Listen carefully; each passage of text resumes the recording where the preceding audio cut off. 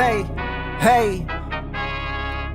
Really the only thing that gon' be normal is distribution. Normal folks gon' infuse some. Optimize your lineups and you feed the rest, you mute them. Turning it up, these numbers are loud. Peeping this game from a nimbus is wild. Making it rain while I embrace all this risk, I'm insane. Talking about that best bell, I'm the best rest till into the next world. Guess I got next still. Best bell, I'm the best rest till into the next world. Guess I got next still.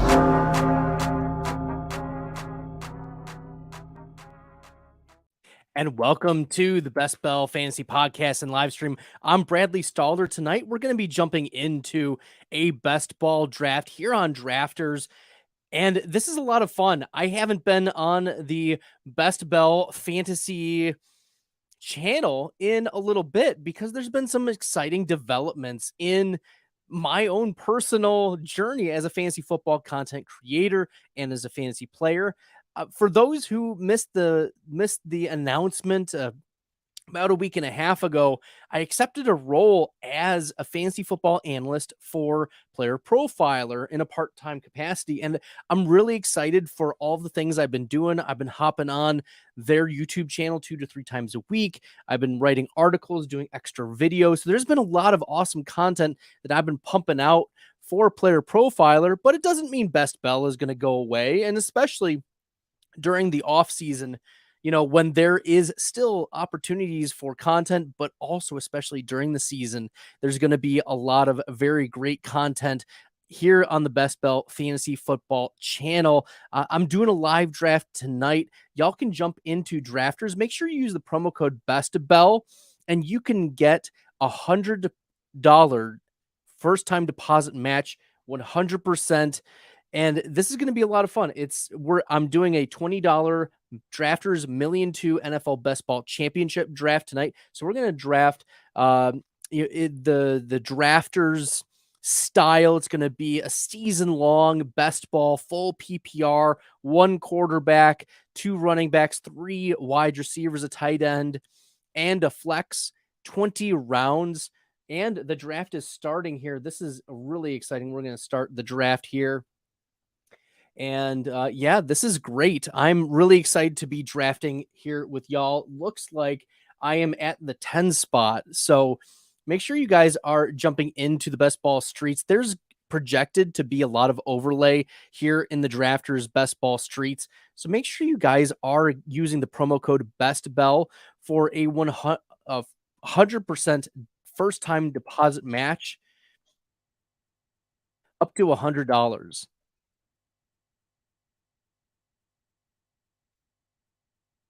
Use the promo code BESTBELL.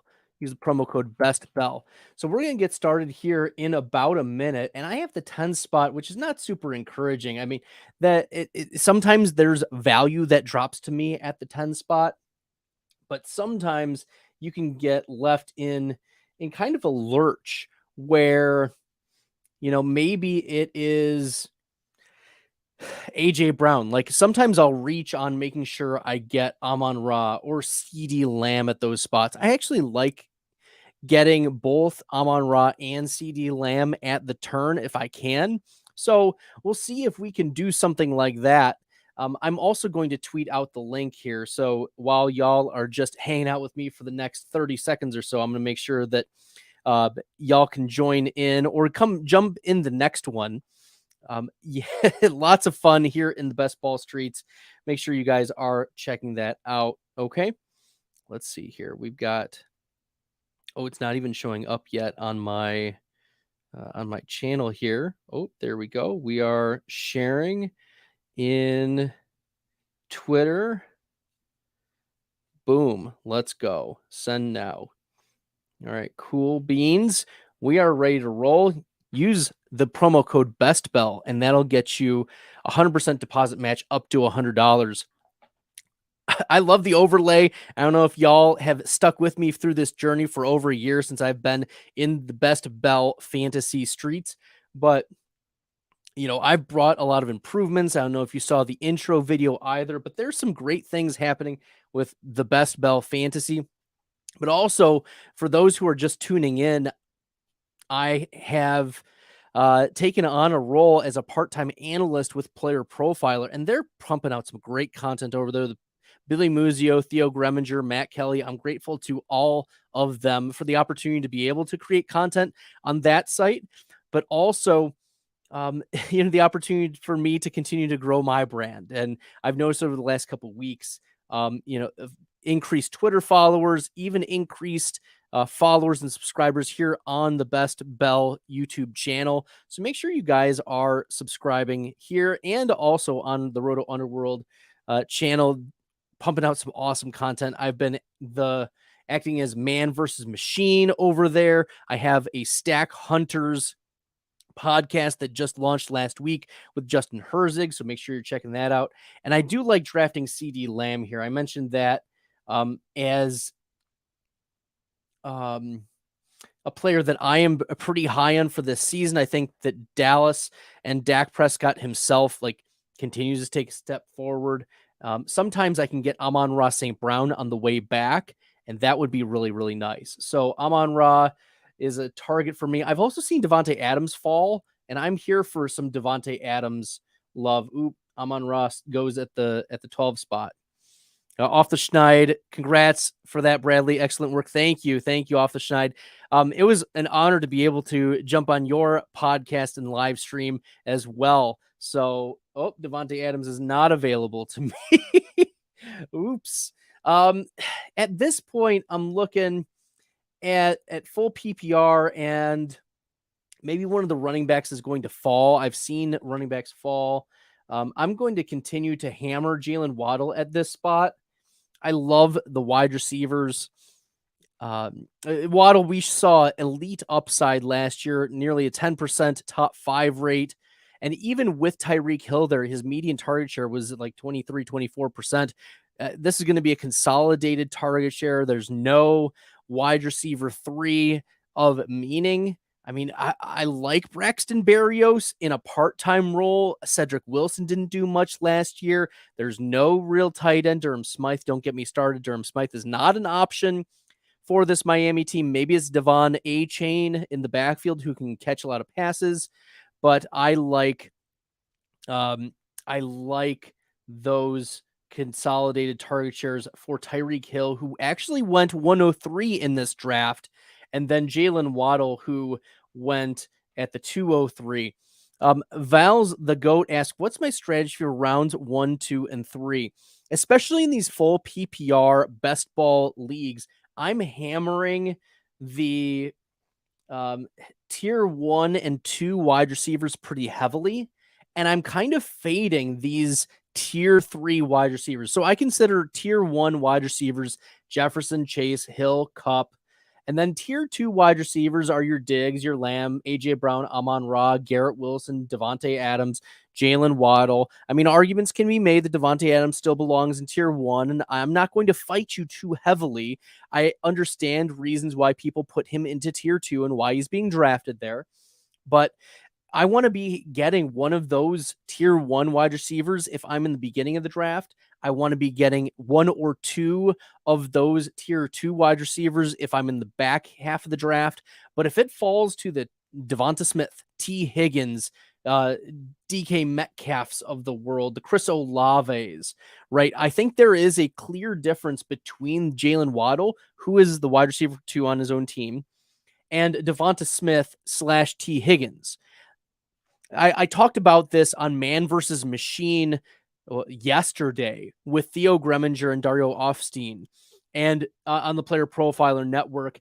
And I said that Jalen Waddle, if Tyreek Hill goes down, Waddle has a pathway to be the wide receiver 1 overall.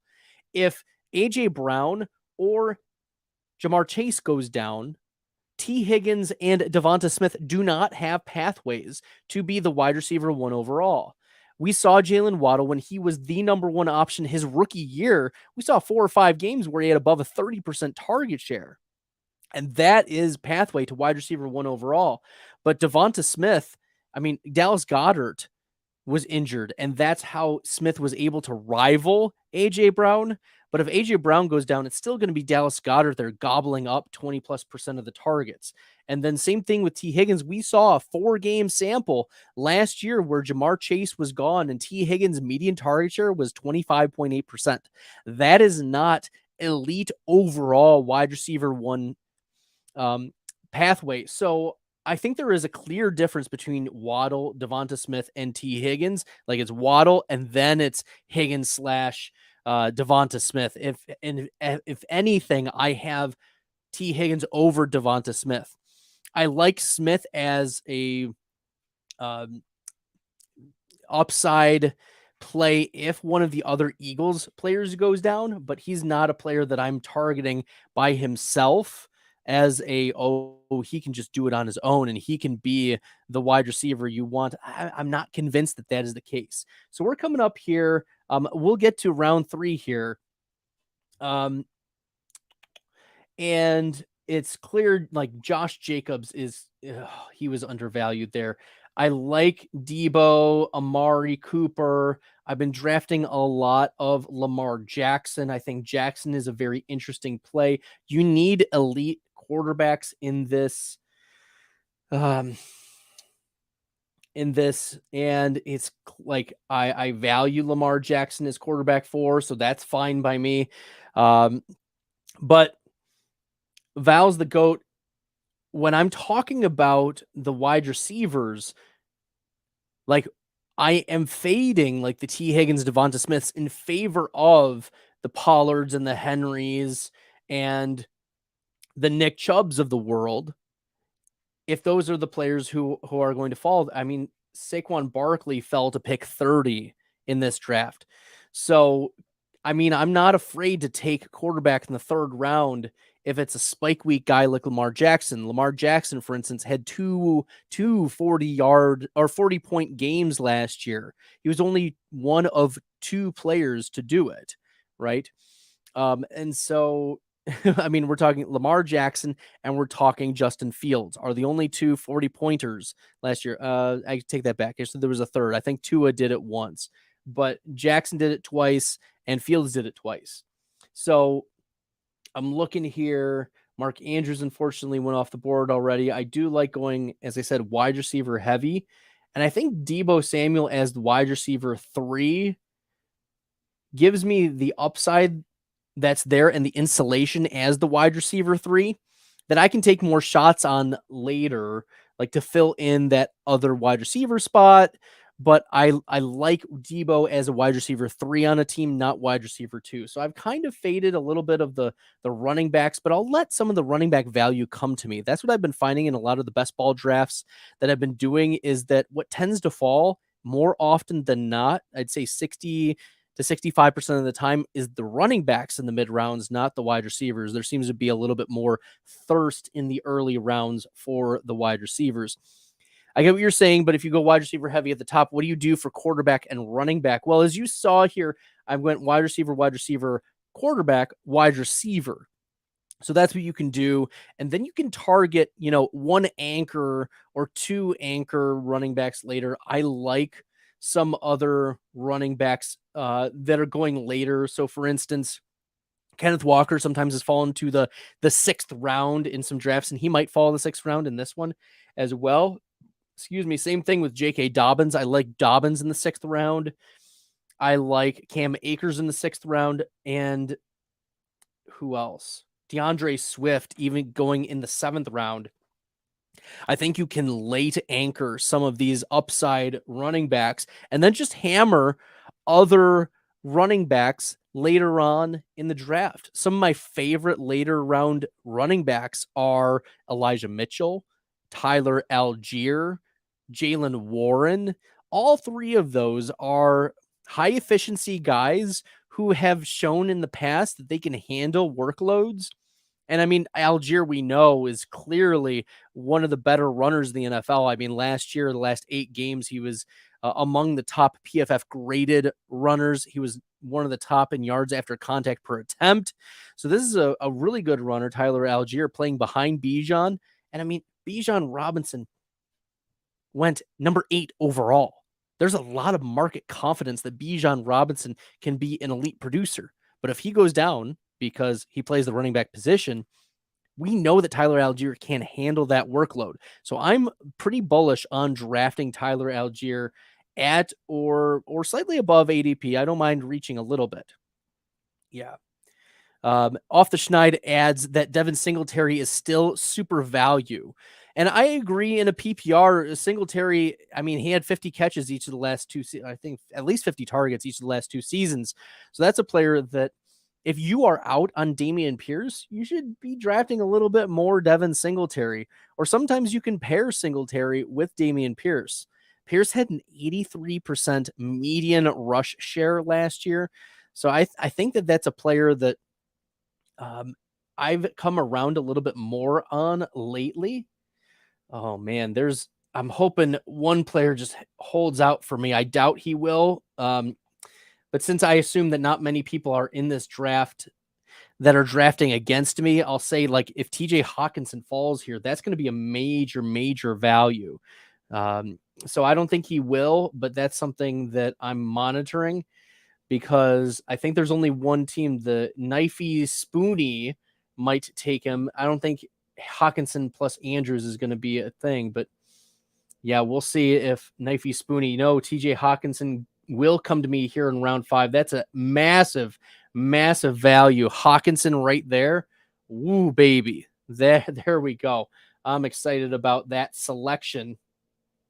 I mean, Jordan Addison, news just came out today that Jordan Addison was driving at 140 miles an hour in a 55 zone. Sure, he was an early declared rookie, 21 years old, first round pick to the Minnesota Vikings. But Hawkinson has the continuity advantage. He has the offense advantage of being in the system for more than Addison. He doesn't have the rookie curve. He's a veteran. He was leaned upon heavily last year anyways. And now this is exactly how I wanted it to be.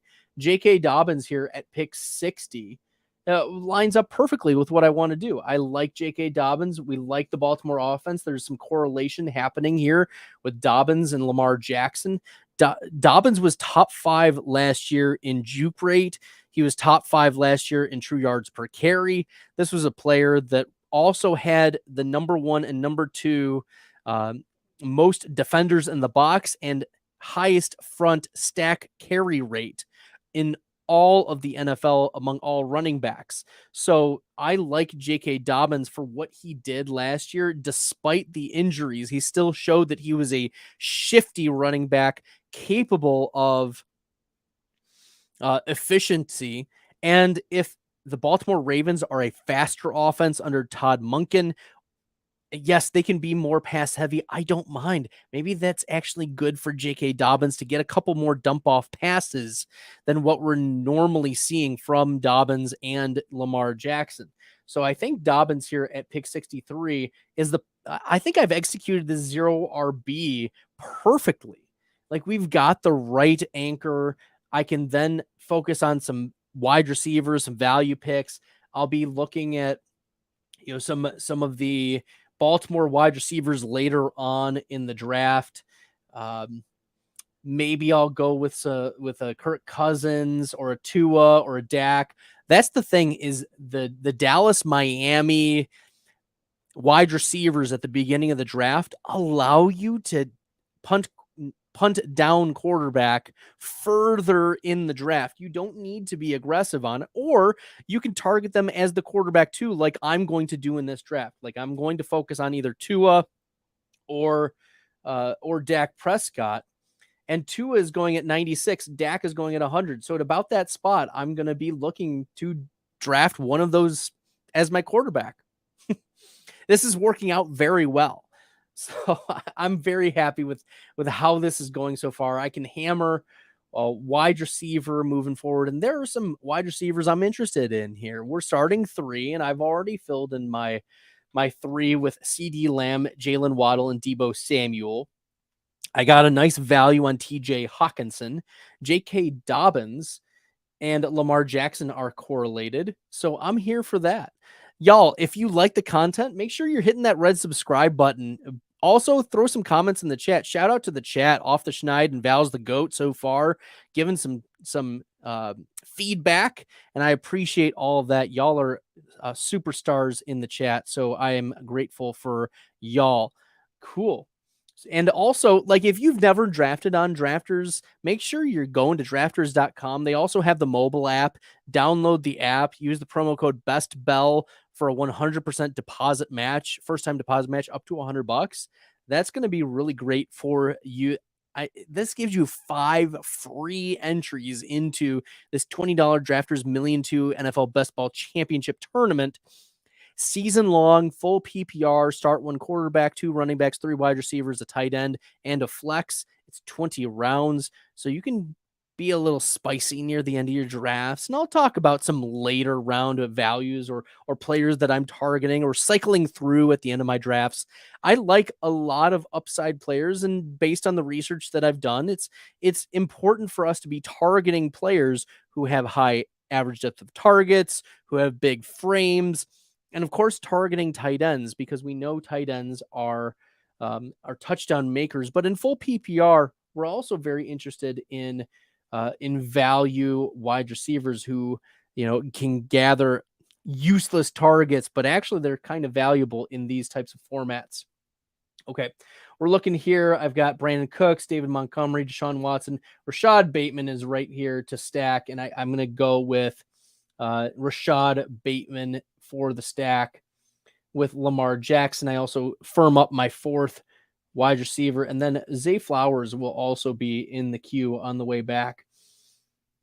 Slightly ahead of ADP, but not much. Slightly ahead of ADP, but not much. Oppenheimer or Barbie? Val's the Goat asks, good question. I probably will see Oppenheimer. My wife has already declared that while we go on vacation in a couple weeks, she's going to go see Barbie with her sister. So that is what we can expect as we're moving on in the summer. Zay Flowers here is the selection. So I've got a lot of Baltimore right here, some wide receivers, and I've got 5 wide receivers, 1 running back, 1 quarterback, 1 tight end, and we'll just see what value comes back to me. Right now, I've filled my lineup, except for that second running back position, but I also don't value running back as that running back 2 spot very strongly. And I'll just let value come to me in these types of tournaments.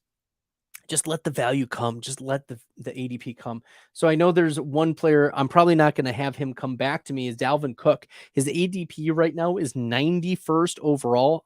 I got him earlier today on this same app on Drafters at 100th overall. Dalvin Cook at 100th overall, y'all. Like, that is a tremendous value. And those are the types of things that can happen if you are drafting over and over again. You're going to see big values like the Dalvin Cooks of the world or others continue to fall. And that's where you take advantage. And when running back is the position that is punted most often, or you see value most often, you can take advantage when you say, you know what, I'm just going to take J.K. Dobbins in round 6, and then we'll see which running backs values can come to me later on in the draft. It also solidifies me because we need a lot of wide receivers. I looked at the top 10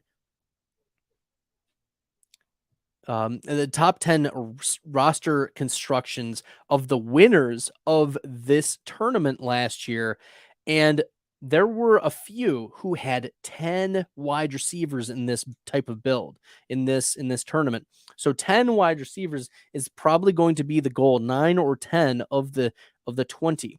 And you're thinking, Bradley, isn't that too many? Isn't that redundant? And I would actually say no, because looking at what happened last year at about, we're looking at how often do wide receivers typically hit at least your flex spot. So not just the wide receiver 1, not just the wide receiver 2, not just the wide receiver 3, but at least bare minimum the flex spot, or at least what would be the flex threshold. The top 12 wide receivers, the 12th wide receiver in rate of flex games was at about 50%. So you're probably getting one, maybe two guys that are pretty consistently half of the time getting into your flex. There's so many weekly busts for wide receivers. It's really, really hard to predict week to week which wide receivers are going to go off and which ones are going to be productive. If anything, it's a lot easier to project running back volume week to week, but it's harder throughout the season because of the injuries. Injuries happen so much more often to the running backs because of the amount of carries. See, Dalvin Cook just went 103rd, y'all, 103rd.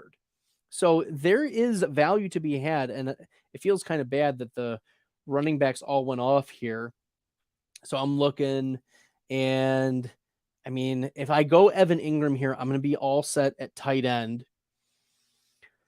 Beckham is staring at me. I could just go all straight Baltimore receivers, which would be, interesting, but I'm going to go Jameson Williams.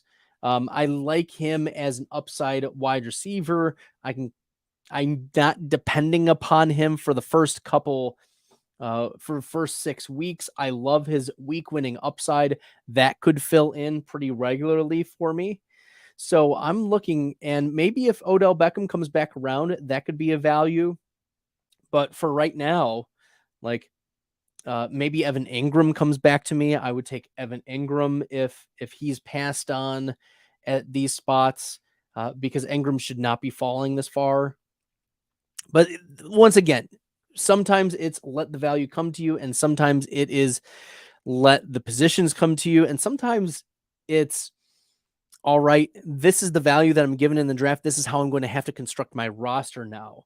So for instance, Evan Ingram is going to be my draft here, my draft selection. I'm not going to draft any more tight ends. Why would I? I've given 2 of my top 10 picks to tight ends, but they were also values. And aside from, they don't share bye weeks. They don't, they've got some high floor, high ceiling propositions here. So great values on those tight ends. I'm going to have to hammer running back, but I didn't want to be drafting like the Rashad Pennies, and I'm not confident season long in Devon Achane. But if we get some Khalil Herbert, I think Herbert plus Mitchell plus Jamal Williams, those types, Tank Bigsby, I'm probably going to take 2 of those running backs on the way around. Eli Mitchell goes off. That was, I think, a little early for Mitchell based on what I've seen. Okay. Off the Schneid just said Dalvin's situation just got murky. The $1 million offer allegedly came after Cook's lawyers offered denying claims of abuse. Is this resurfacing? I thought this was a closed deal, or that this was settled like years ago. Off the Schneid.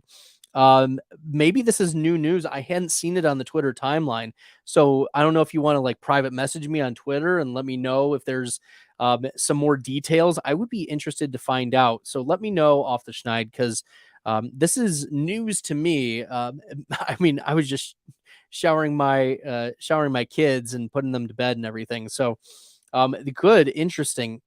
24 minutes ago, breaking news, I guess, is the deal. I guess, did Schefter tweet about this? I don't know. Let's find out. Okay. Sent a link. Let me see. Yeah. Okay. I'm looking up the link that you just sent me. Pending litigation.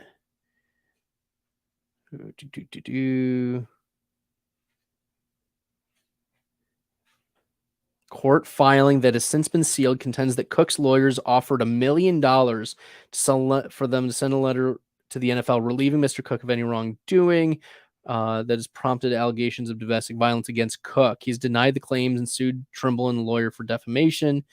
They came after offered $800,000 in exchange for an affidavit. Typically, settlements are not allowed to be introduced as evidence. Interesting. So maybe that's why it's taken a little bit of time. Still interesting. Very interesting. That may be a reason why he has not signed. That could very well be the case.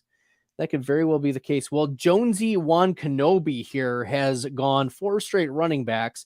Javonte, Samaje Perine, Eli Mitchell, and Khalil Herbert, some players that I would be targeting at this spot. But we will see if any other could see what other values might fall here. Yeah, and off the side, that I agree, that could be something that's holding up free agency here. All right, it's almost my selection here again, and I do need some running back. I need to fill that spot. So let's do that here. Devon A-Chain does go off. I wasn't planning on taking A-Chain anyways. Jamal Williams is my selection at that spot. And then I'm going to come back around and probably take another running back on the 11-12 turn. And I've been drafting a lot of Tyler Algier, but Tank Bigsby went off, and I was going to select Tank Bigsby. So, oh, well, what are we going to do? I don't know what we're going to we'll just keep hammering running back here. Okay, so Higbee goes off, and I think I'll go with Tyler Algier a little early, but based on the build and based on the profile of Algier, I think that's going to be a nice little selection. Right now, I am at a 1-3-6-2 build.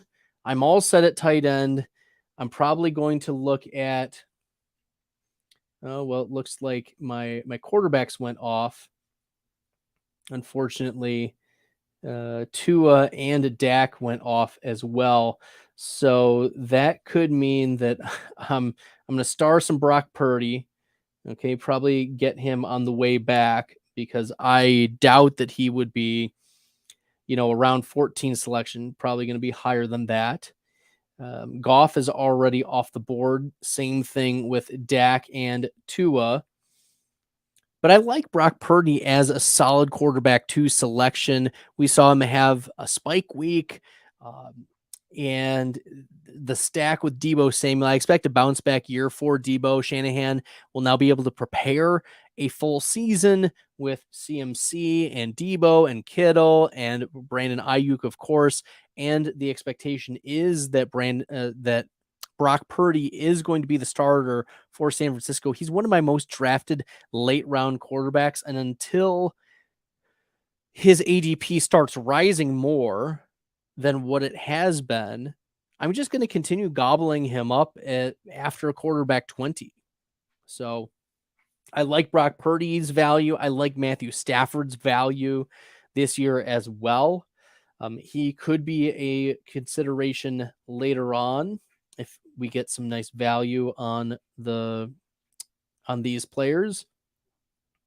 I need to hammer running back a little heavier as well. So maybe we consider a quarterback and another running back here. Kenny Gainwell could be on the radar. Roshan Johnson also on the radar as we're getting closer. Although this has been a pretty snipey room when it comes to running backs. So a report from James Jones said that he interviewed Todd Monken, and Todd Monken said, we're talking Lamar Action Jackson back to Louisville. It's 4 wide. He's going to throw this ball. Another thing I'm hearing out of camp is Zay Flowers is the best wide receiver out there versus Odell Beckham, and it isn't close. Interesting. There's been a lot of positive buzz for Zay Flowers coming out of Baltimore. So, yay, we've got some Zay Flowers on the team. I don't know how impactful Zay Flowers is going to be, but it's worth, I think, just continuing to draft 2 of the Baltimore wide receivers with Lamar Jackson. I think that's the move.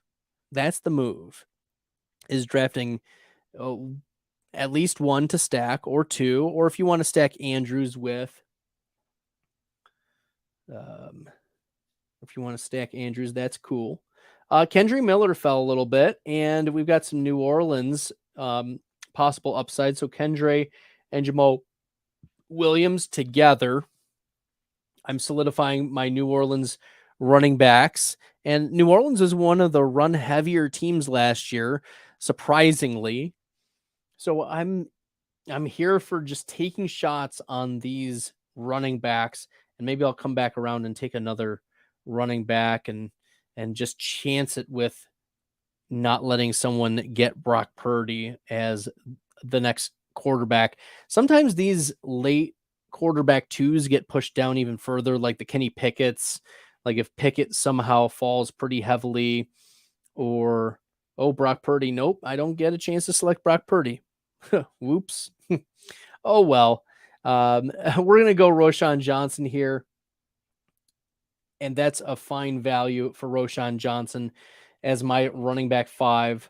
So I've gone 1, 5, 6, 2 so far in the build. We are finished with round 14. The draft has gone pretty quickly so far. I'm happy with the pace of play. If you have more questions, make sure you guys are putting those in the chat. If you like the content, make sure you're hitting that red subscribe button. It really helps the channel continue to grow, and it gives me encouragement as a creator for the Best Bell Fantasy Football. And the content that I'm putting out here. I'm just grateful for all y'all support over the last year plus. I've got some awesome things that have been in the works. I've taken up a part-time role as an analyst with Player Profiler. You can follow me on Twitter at FFStalder, STALDER. And it's been great so far. Over the last couple weeks, I think the last 10, 12 days or so, I've been hopping on a lot of streams with Player Profiler. I've been on Man vs. Machine. I've been on the Dynasty Roundtable. I was on Mind Mansion a couple weeks ago. Stack Hunters, the Best Bell Fantasy Football has reverted back to this channel. So as a kind of trade-off, I have taken back Best Bell Fantasy from the Player Profiler Network as a podcasting partner, and now it's back here. All Best Bell is going to be on this channel, but instead Stack Hunters is the best ball show that I will be doing every week for the rest of the off season on the Roto Underworld network. That's on Tuesdays from 8 to 9 p.m. Eastern time. And next Tuesday, Justin Herzig is going to jump on with me. So make sure you guys are checking that out. I'm also going to be posting my Pros versus Joes FFPC Best Ball Tournament draft and team live. It's going to be a lot of fun drafting against, I think Pete Overzet is in that league with me as well. There are a few other really sharp dudes in the pros and the Joes side as well. These Joes aren't just regular Joes. Let me tell you, Dave Hubbard is in my league. He's drafting right next to me. And I expect the value vacuum just can continue to suck up possible values. So y'all, like, there's still some great content that I'm putting out here. So make sure you're following me on Twitter at FFStalder. That's where it's all centralized at. I put out a lot of great things that I think y'all would really, really like. So let's take another look here. It might be time to consider quarterback. Oh man, it feels a little early for Tannehill, but I also don't want to get like juiced out of Tannehill either. Tannehill's bye week is week 7. Is it going to be Will Levis by then? I don't know. But looking at who else is going to be there, it's probably still Tannehill. And we're going to take Tannehill. Kyler Murray was almost going to be there for me. Oh man, that would have been absolute fire. But unfortunately, Kyler does not fall to me. And we've got Jackson, we've got Tannehill. Let's see, are there any other running backs that I like this late? We're in the 180s right now. ADP 160 Irv Smith. That's almost 20 spots of value. Yeah. Hunter Renfrow, I think I'm going to take a shot on for wide receiver. I haven't hit wide receiver since round 9 with Jameson Williams. So I've got 7 wide receivers. I mentioned that I want to get like 9 or 10 wide receivers in this type of build. And because that is mostly what it took to get to the finals. You needed a strong tight end play, you needed strong quarterback play, you needed good enough running back play, and you needed 9 or 10 wide receivers in most builds to be able to make it to the finals season long for this. So, of course, this is on Drafters Fantasy. If y'all haven't jumped into the Drafters Best Ball Streets, make sure you do. They've got $3 options for the Drafters Mini, but this is the $20 Drafters $1,200,000 NFL Best Ball Championship. Make sure you guys are using the promo code BESTBELL for a 100% first-time deposit match up to $100. And this has been a lot of fun drafting on the Drafters site. You can also draft on their mobile app as well. As I said, lots of fun in the Best Ball Streets. I'm probably the data suggests go either 2 or 3 quarterbacks and 2 or 3 tight ends. Right now, I'm sitting on Hawkinson and Ingram. I really don't need any more tight ends. And maybe I take a third quarterback. I can consider a third quarterback for season long. I would look at quarterbacks who are not by week 7 or by week 13. So that leaves like Mac Jones, Desmond Ridder. The biggest deal is not to take zeros for particular weeks.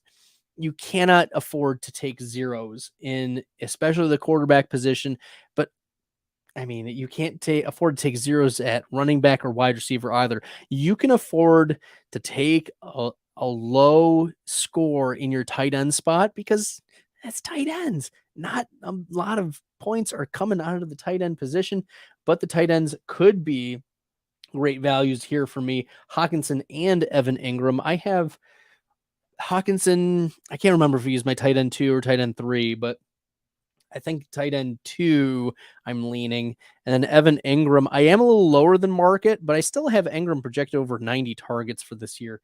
And to get him in the 10th round and Hawkinson at the end of the 5th round, both were tremendous values. So that offsets the early positional capital that I've put in on TJ Hawkinson and Evan Ingram. Right now I'm at 7 wide receivers. I'd really like to get that up to 9 or 10.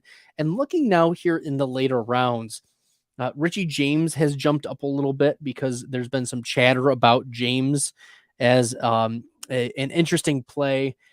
Miko Hardman has gotten some love. I like him as a best ball late round click. Like, why not? Why not take shots on a super speed, high ADOT manufactured touch type of guy who has an ambiguous role in this Jets offense that they paid money for him to join. So Miko Hardman, second round draft capital, is a player that I think you should be pretty comfortably drafting ahead of the likes of like a Terrace Marshall, like in best ball. So I know off the side is like Terrace Marshall. No, I don't like Terrace Marshall. I think the guy's a bust, but whatever. You know, he couldn't even do it last year when he had the wide receiver room to himself, pretty much. So whatever. Y'all come at me in the mentions. I like Chase Claypool's upside. I think Allen Robinson is someone who we feel is super dusty, but also put up a 25% flex rate last year. But he's on the Pittsburgh Steelers. But yeah, no, I can't do it. I cannot do that. So let's see here. Miko Hardman feels like a click. But Jalen Hyatt is also a player that I think later in the season could be a real nice value. I was on a stream with $1 million winner King Cap. He won the regular season best ball tournament for Underdog last year, the Best Ball Mania 3 regular season. He won $1 million in it, and he is a huge Jalen Hyatt stan. So we talked about his like a week 17 matchup, Jalen Hyatt against the Rams, the Giants versus Rams week 17. But this is season long as well. And I think Hyatt is insulated enough from making my best ball lineup consistently. Like he's not like a wide receiver 5 or 6. You know, he's wide receiver 8 for me. And all we need is a couple spike weeks. But yeah, no, I'm not doing Terrace Marshall on the wraparound off the schneid. I just refuse to do it. But I'm saved anyways because Terrace Marshall goes in round 18, the 1802, to Sky for rebound. Yeah, we've got 10 seconds. Let's go Mecole Hardman here as wide receiver 9. Let's also see who is left in the quarterback streets. Yeah, so Mac Jones, Desmond Ridder. Let's star Desmond Ridder because he's probably going to start all season. There's really not a reason why the Falcons move away from Desmond Ridder because either he is the future and he does take a step forward and he does click with Drake London and he does click with Kyle Pitts and Bijan Robinson keeps him insulated. And there's no reason for the Falcons. Like the Falcons might view themselves as competitive with that type of offensive weaponry, Bijan and Drake London, Kyle Pitts. And all Desmond Ridder needs to do is be a 30th, 40th percentile NFL quarterback, and he's just fine in that offense. Just all he has to do is get the ball to his guys. Problem is, his rookie year, he wasn't much better than Marcus Mariota in terms of PFF grade, in terms of quarterback rating. There just wasn't a significant difference between Ridder and Mariota in terms of the metrics. Now, maybe that's more damning about Marcus Mariota because he had as good of stats as a third round rookie in, just thrown in. So yeah, I think Desmond Ridder is the pick here because he's probably going to start season long because if things go well for him, then this is great. If things do not go well for Desmond Ridder, he's probably still going to be playing because what else do the Falcons have to lose? Like it's Taylor Heineke. Heineke's not the future of the organization, so why would they roll to him? Desmond Ridder has an interesting rushing profile as well. Ridder, his player profiler comp is Alex Smith, or at least it was last time I looked. So an Alex Smith comp, especially in the beginning of his career where he's a little bit mobile, not very aggressive down the field, not super accurate, that could prove very interesting for fantasy if he actually can get the ball to his guys. Jose's asking a question about stacking. Is stacking important in this tournament format? And I would say it's not as important for your week 17s, but you do want some correlation. Like the reason why I went in on some of the Baltimore Ravens is because we do like the Baltimore Ravens and their offense this year. So I want pieces of that. So you want to view it more as an environmental correlation stacking, like the high tide raises all boats, right? And so that's kind of what happened with last year, King Cap. King Cap last year had Jalen Hurts, he had Miles Sanders, and he had AJ Brown. So we did have like stack and correlation, but he also had just a solo Joe Burrow with no stacking, no Tyler Boyd, no Chase, no nothing. So yeah, let's go Desmond Ridder here. So there was, no stacking on that front with Burrow, even though he had Burrow and Jalen Hurts. So stacking is, something that you can use. It's one of the levers you can pull in this tournament, but it is not something that you need to be like, you don't need 33 to 50% of your team stacked / correlated for like a particular week, like you should for your best ball mania 4 teams. So I hope that that's clear for you. It is not as important, but we see the relationship between teammates is still something that we shouldn't be like ignoring here. Okay. So here, let's see if we can get maybe one more running back. And oh boy. All right. Let's go with a guy that y'all have been maybe ignoring too much, and that was Latavius Murray. Latavius Murray last year, 11 games of 40% snap share, 9 games or 11 games, whatever it was, 40% snap share or more. He had better stats than Isaiah Pacheco, higher spike weeks than Isaiah Pacheco, and he has almost the same amount of guaranteed money as Damian Harris, almost the same contract as Damian Harris. And I mean, he had a better PFF rushing grade last year than Damian Harris. This was Latavius Murray was like running back 6 or 8 in PFF rush grade last year. even though he's old and dusty and crusty, and y'all are so anti these dusty, crusty running backs, like Latavius Murray is probably not going to go away. Now, the only problem with this team that I'm looking at now is that I have 3 running backs in week 11 on bye and 3 running backs in week 13 on bye. So weeks 11 and 13 are going to be a little spicy, given that I have Lamar out that week, Dobbins out that week, Roshan, Latavius, Zay Flowers, Hunter Renfrow, Rashad Bateman, and Jalen Hyatt, and TJ Hawkinson. So I'm pretty much punting all of week 13. We'll see what happens that week. It might be a very interesting week 13. I think that was the only issue that I ran into with this team. But I'm very, very happy with the high upside possibility. I think Ryan Tannehill is undervalued. I did select him like 2.5 rounds early, but I think he deserves to be going, in the 170s, 160s. Like that's a player that's completely undervalued. So, Lamar Jackson, Ryan Tannehill, Desmond Ridder are my 3 quarterbacks. J.K. Dobbins, Jamal Williams, Tyler Algier, Kendre Miller, Roshan Johnson, Latavius Murray are my running backs. CeeDee Lamb, Jalen Waddle, Debo Samuel, Rashad Bateman, Zay Flowers, Jameson Williams, Hunter Renfrow, Jalen Hyatt, and Mecole Hardman are the wide receivers. And TJ Hawkinson and Evan Ingram are the tight ends. Y'all, this was a lot of fun. Thank you for jumping in with me tonight. I'll continue to put some content here on the Best Bell Fantasy Football YouTube channel. I'll also be putting a lot of content as well on Player Profiler. Next week, as I mentioned, Justin Herzig is going to be joining me for Stack Hunters on the Roto Underworld Network and YouTube channel. So we're going to have a great discussion on Tuesday, 8 to 9 p.m. Eastern. Check that out. And then the following Tuesday, I'm going to be on vacation, but I will be posting my Pros versus Joe's draft recording for Stack Hunters. So make sure you're checking that out as well. It's going to be a lot of fun.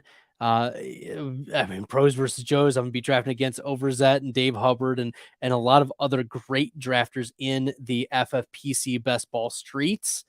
All right, everyone. Again, I'm Bradley Stalder. If you like the content and you found this helpful, make sure you hit that red subscribe button. It'll really support me, support the channel, support all the things that I'm doing here as a fantasy football content creator. It's been a lot of fun drafting with y'all tonight. Until next time, good luck in the best ball streets, everyone. I embrace all this risk, I'm insane. Talking about that best bell, I'm the best till into the next world. Guess I got next still. Best bell, I'm the best till into the next world. Guess I got next still.